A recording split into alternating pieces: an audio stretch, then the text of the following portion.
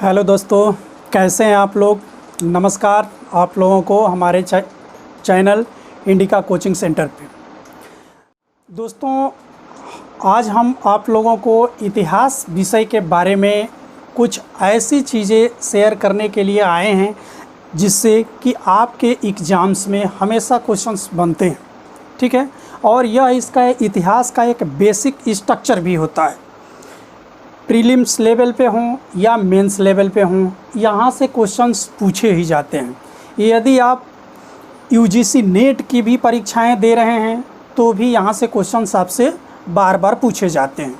तो इन्हीं मुद्दों को लेकर आज हम लोग चर्चा करेंगे कि प्राचीन इतिहास को जानने के लिए वह कौन कौन से स्रोत हैं जिससे कि हम लोग प्राचीन इतिहास के बारे में जानकारियाँ इकट्ठा कर सकते हैं, ठीक है।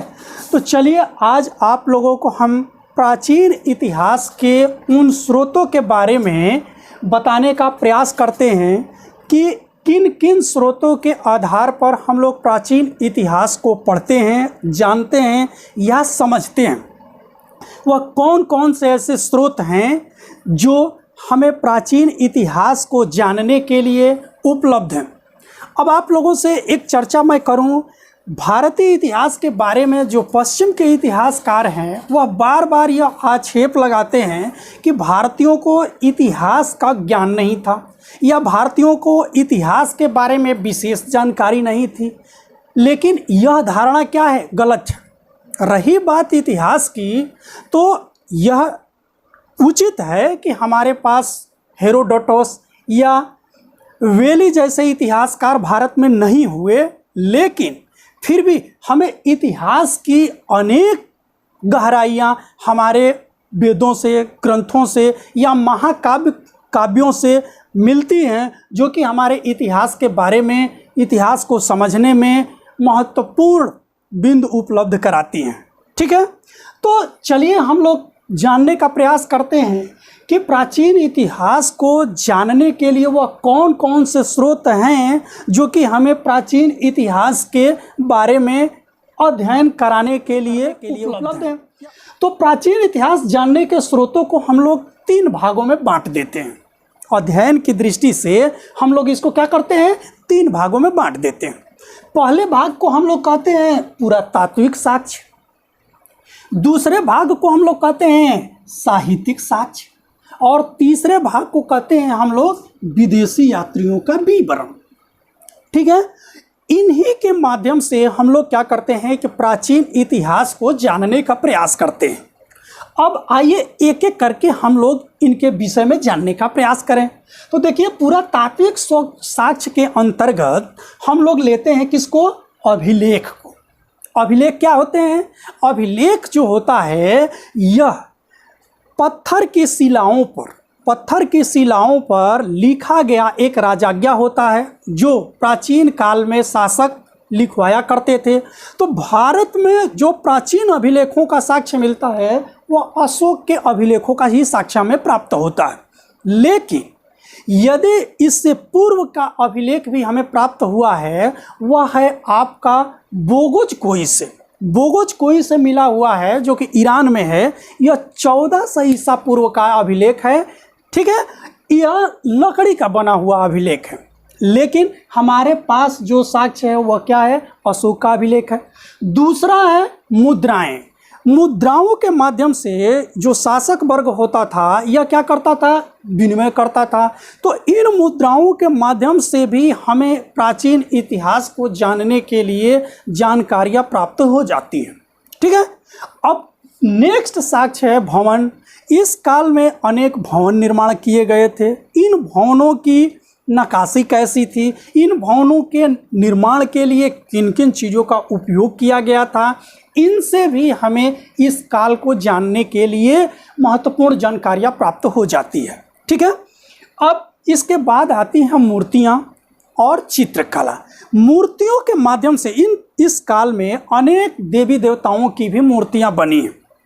इन मूर्तियों के माध्यम से भी हमें इतिहास को जानने के लिए हमें अनेक साक्ष्य प्राप्त हो जाते हैं, ठीक है। नेक्स्ट आता है चित्रकला। अब चित्रकला आप देखेंगे तो प्राचीन काल में बाघ की गुफा, अजंता की गुफा, एलोरा की गुफा, लखनिया दरी की गुफा, ये तमाम गुफाओं में चित्रकलाएं बनी हुई हैं, या मंदिरों की दीवारों पर भी चित्रकलाएं बनी हुई हैं। इन चित्रकलाओं के माध्यम से भी हम प्राचीन इतिहास के बारे में जानने का प्रयास करते हैं कि इस समय का मानव या इस समय के लोग किस किस प्रकार की गतिविधियां करते थे। पॉइंट पर हम आते हैं साहित्यिक साक्ष्य।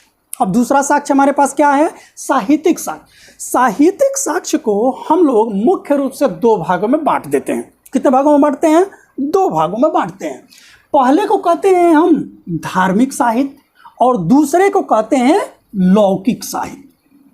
ठीक है। अब देखिए, धार्मिक साहित्य को हम लोग क्या करते हैं? दो भागों में बांट देते हैं। धार्मिक साहित्य को कितने भागों में बांटते हैं? दो भागों में बांटते हैं। धार्मिक साहित्य को जब दो भागों में बांटते हैं तो पहला क्या है? ब्राह्मण साहित्य, और दूसरा है ब्राह्मणेतर साहित्य। कौन सा है? ब्राह्मणेतर साहित्य। ब्राह्मण साहित्य के अंतर्गत रखा गया है किसको? वेदों को। वेद कितने हैं हमारे पास? 4 वेद हैं। कौन कौन से हैं?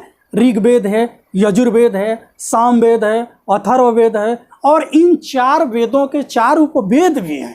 ठीक है, जिसके बारे में हम लोग विस्तृत से पढ़ेंगे। ठीक। दूसरा है अरण्यक। दूसरा ग्रंथ हमारे पास क्या है? अरण्यक। तीसरा है उपनिषद। चौथा क्या है? पुराण। उसके बाद हमारे पास क्या है? स्मृतियां हैं, जैसे मनु स्मृति हुई, नारद स्मृति हुई, यज्ञवल्क्य की स्मृति हुई। तो अनेक स्मृतियां हैं। इन स्मृतियों के बारे में भी हम लोग विस्तृत रूप से पढ़ेंगे। इनके माध्यम से भी हमें प्राचीन इतिहास की जानकारी उपलब्ध होती है। ठीक। अब नेक्स्ट पॉइंट आता है महाकाव्य। महाकाव्य में हमारे पास 2 महाकाव्य हैं। कितने महाकाव्य हैं? 2 महाकाव्य हैं। एक महाकाव्य है रामायण और दूसरा महाकाव्य है हमारे पास महाभारत। इनके माध्यम से भी हमें प्राचीन इतिहास को जानने के लिए विशेष जानकारी हमें उपलब्ध हो जाती है। अब चलिए हम लोग दूसरे साहित्य पर आते हैं। दूसरा साहित्य हमारा है ब्राह्मणेतर साहित्य। ब्राह्मणेतर साहित्य यानी ब्राह्मण धर्म के अतिरिक्त जो साहित्य है उससे हम क्या कहते हैं? ब्राह्मणेतर साहित्य के नाम से जानते हैं। इसमें कौन कौन से आते हैं? इसमें आते हैं बौद्ध ग्रंथ और दूसरा आता है जैन ग्रंथ। अब बौद्ध ग्रंथों में भी अनेक हैं और जैन ग्रंथों में अनेक हैं। इनके बारे में हम लोग क्या करेंगे? अलग से टॉपिक वाइज पढ़ेंगे। ठीक। अब नेक्स्ट आता है लौकिक साहित्य। अब लौकिक साहित्य क्या है कि धार्मिक साहित्य से अलग जो साहित्य रचे गए या जो भी ग्रंथ रचे गए उसको हम किसके अंतर्गत लाते हैं? लौकिक साहित्य के अंतर्गत रखते हैं। अब लौकिक साहित्य में ऐतिहासिक ग्रंथ में आप देखेंगे जैसे मेगास्थनीज की इंडिका हो गई, कल्हड़ की राज तरंगड़ी हो गई। तमाम ऐसे ग्रंथ हैं जिनको हम क्या करते हैं? लौकिक साहित्य के अंतर्गत रखते हैं। इसके बाद आती है जीवनियाँ। अब जीवनी क्या होती है? जो भी शासक वर्ग होता था वह अपने बारे में क्या करता था? अपने इतिहासकारों से, अपने कवियों से लिखवाया करता था, जिसे हम लोग क्या कहते हैं? जीवनी के नाम से जानते हैं। ठीक। तो दो स्रोत तो हमारे पास हो गए और हम अंतिम स्रोत पे। तो अंतिम स्रोत हमारे पास यानी तीसरा स्रोत हमारे पास क्या है? विदेशी यात्रियों के विवरण। क्या है? विदेशी यात्रियों के विवरण। अब देखिए, विदेशी यात्री जो हमारे यहाँ उस काल में आए हैं, यह आते हैं 3 देशों से हमारे पास आते हैं। कहाँ से आए? तो पहला जो विदेशी यात्री आया हमारे यहाँ, या पहले जितने भी विदेशी यात्री आए वह यूनान से, रोम से आए। कहाँ से आए? यूनान और रोम से आए। दूसरे जो यात्री आते हैं वो हमारे चीन से आते हैं। कहाँ से आते हैं? चीन से। और तीसरे यात्री जो हैं ये आते हैं अरब देशों से। अब चलिए इनके बारे में एक एक करके हम लोग जानने का प्रयास करते हैं। अब जो यूनानी यात्रियों का ये समूह है, इनको हम लोग 2 भागों में बांटते हैं। पहले भाग को कहते हैं कि सिकंदर के आगमन से पूर्व के यात्री, और सिकंदर के समकालीन यात्री, और तीसरा है सिकंदर के बाद के यात्री। तो सिकंदर के पूर्व के यात्रियों में हैं टेसियस है, हेरोडोटस है। हेरोडोटस जो है एक पुस्तक लिखता है हिस्टोरिका, कौन सी पुस्तक लिखता है? हिस्टोरिका। इसे हम लोग इतिहास के पिता के नाम से भी जानते हैं। यह जो है भारत में आता नहीं, लेकिन वहीं से भारत के बारे में अपना विवरण देने का प्रयास करता है। ठीक है, अब दूसरे नंबर के यात्री आपके आ गए, सिकंदर के साथ आने वाले यात्री। जो सिकंदर के साथ यात्री आते हैं उसमें कौन है? नियार्कस है। कौन सा है? नियार्कस है। आने सिक्रट्स है, वो आस्टिबुलस है, ऑस्टिबुलस है। ठीक, अब सिकंदर के बाद जो यात्री आते हैं उसमें प्रमुख नाम है किसका? मेगास्थनीज का। यह मेगास्थनीज किसके समय में आता है? चंद्रगुप्त मौर्य के समय में आता है। और इसकी पुस्तक का नाम होता है क्या? इंडिका। इंडिका के माध्यम से यह क्या करता है कि अपना विवरण देता है। यह भारत में आकर के रहता है और अपनी पुस्तिका इंडिका के माध्यम से भारत के अनेक पहलुओं को छूने का प्रयास करता है। नेक्स्ट यात्री है आपका, यह है डायमेकस। यह सीरिया का राजदूत रहता है और यह आता है बिंदुसार के समय में। किसके समय में आता है? यह बिंदुसार के समय में आता है, डायमेकस। ठीक, और ये होता है डायनोसियस। यह डायनोसियस जो है यह मिस्र का राजदूत रहता है, यह भी बिंदुसार के समय में ही आता है। ठीक, नेक्स्ट यात्री आपका आता है प्लिनी। प्लिनी टॉलमी है। टॉलमी जो है ये ज्योग्राफी नामक पुस्तक की रचना करता है। और ये नेक्स्ट यात्री है प्लिनी। प्लिनी की पुस्तक है नेचुरल हिस्ट्री। इसकी पुस्तक का नाम है नेचुरल हिस्ट्री। ठीक है, तो यह हो गए आपके कौन? यूनानी यात्री। कौन से हो गए? यूनानी यात्री या यूनानी लेखक हो गए। ठीक है, चीनी लेखक या चीनी यात्री। चीनी लेखक या चीनी यात्रियों में हमारे पास जो लोग आते हैं वह उसमें कौन कौन से लोग हैं? तो ये देखिए आपका फाहियान है।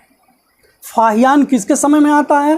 फाहियान आता है चंद्रगुप्त विक्रमादित्य के समय में। किसके समय में आता है? चंद्रगुप्त द्वितीय, चंद्रगुप्त विक्रमादित्य के समय में आता है। और इसकी पुस्तक का नाम होता है फोकियोविली।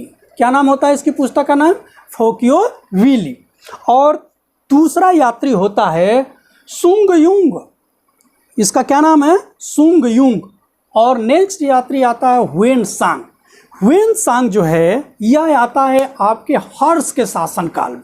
हर्ष के शासनकाल में आता है ह्वेनसांग। और इसकी जो पुस्तक है उसका नाम है सीयूकी। इसकी पुस्तक का क्या नाम है? सीयूकी। नेक्स्ट यात्री आता है आपका इत्सिंग। इत्सिंग जो है बौद्धों के बारे में जानकारी जो है हमें उपलब्ध कराने का प्रयास करता है। और इससे जो भी हमें जानकारी मिलती है यह बौद्धों के बारे में अनेक जानकारियां देने का प्रयास करता है। अरब यात्री या अरब लेखक। ठीक है, अब देखिए इन अरब लेखकों में कौन कौन से लोग आते हैं? तो देखिए अरब लेखकों में एक ये पुस्तक मिलती है जिसका नाम है चचनामा। चचनामा का लेखक अज्ञात है, यानी इसके बारे में हमें जानकारी उपलब्ध नहीं है कि इसका लेखन किसने किया। लेकिन 12वीं सदी में अबू बकर अल सूफी नामक व्यक्ति ने इसका फारसी में अनुवाद किया। किसने किया? अबू बकर अल सूफी ने इसका फारसी में अनुवाद किया। ठीक, नेक्स्ट है पुस्तक जिसके बारे में हम आप लोगों को बताने का प्रयास कर रहे हैं, अखबार अल सिंध बल हिंद। अखबार अल सिंध बल हिंद यह सुलेमान की पुस्तक है। किसकी पुस्तक है? सुलेमान की पुस्तक है। ठीक, नेक्स्ट पुस्तक का नाम है सिलसिला उत तवारीख। यह अबू जयीद की पुस्तक है। इसको आप लोगों को याद रखना है, यूजीसी नेट में इसको मिलाने के लिए भी आपको दे सकता है। किताबुल अकलीन। किताबुल अकलीन की रचना करता है अल इस्तखरी। किसने किया? अल इस्तखरी ने किताबुल अकलीन की रचना किया। और नेक्स्ट जो पुस्तक है वह है किताबुल हिंद। किताबुल हिंद जो है यह महत्वपूर्ण पुस्तक है। इसकी रचना करता है कौन? अल-बुर्नी। और यह मोहम्मद गजनवी के समय में आता है। यह मोहम्मद गजनवी के आक्रमणों के समय भारत आता है और अपनी पुस्तक किताबुल हिंद के माध्यम से भारत के बारे में विशेष जानकारी हमको उपलब्ध कराता है। और नेक्स्ट जो है यह है मुरूज अज जहब। मुरूज अज जहब जो पुस्तक है यह अल मसूदी की पुस्तक है। किसकी पुस्तक है? अल मसूदी की पुस्तक है। ठीक, तो इन यात्रियों के माध्यम से हमें प्राचीन काल के बारे में अनेक जानकारियां हमें प्राप्त होती है। ठीक है, तो चलिए इन स्रोतों के बारे में हम आप लोगों से चर्चा किए कि इनके माध्यम से हम लोग क्या करते हैं कि प्राचीन इतिहास को जानने का प्रयास करते हैं। अगले वीडियो में हम लोग इसके बारे में विस्तृत रूप से चर्चा करेंगे। तब तक के लिए आप लोगों को धन्यवाद। आप लोग हमारे चैनल को लाइक कर दीजिएगा, सब्सक्राइब कर दीजिएगा, मित्रों के बीच में शेयर कर दीजिएगा और जितने भी लोग यूजीसी नेट या टीजीटी पीजीटी या अन्य प्रतियोगी परीक्षाओं से जुड़े हुए हैं उनके लिए यहाँ पे इतिहास से संबंधित अनेक जानकारियाँ उपलब्ध कराई जाएंगी। आप लोगों का हमारे चैनल पर हमेशा स्वागत रहेगा। धन्यवाद।